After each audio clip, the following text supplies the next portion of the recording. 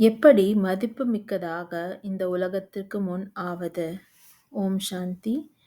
இந்த படிப்பின் மூல தகுதியாக என்ன இருக்கின்றதென்றால், தேக இந்த உடலின் அபிமானத்தில் இருந்து பிரிக்கப்பட்டு இந்த உடலில் உள்ள ஆத்மா என்கின்ற அபிமானத்தில் இருப்பதுதான். இந்த உடல் அபிமானத்தினால் பிரிக்கப்பட்டு, அதாவது விடுதலை அடையும் விதியே இதுவாகத்தான் இருக்கின்றது. அதாவது எப்பொழுதுமே சுயமரியாதையில் நிலைத்திருப்பது. சங்கமயுகத்தின் மற்றும் எதிர்காலத்தின் அநேக விதமான சுயமரியாதைகள் இருக்கின்றன.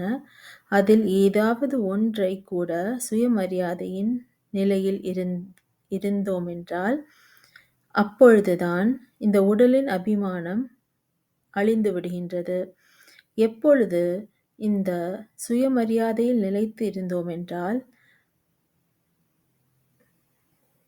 அவர்களுக்கு தானாகவே மரியாதை பிராப்தி அடைந்து விடுகின்றார்கள்.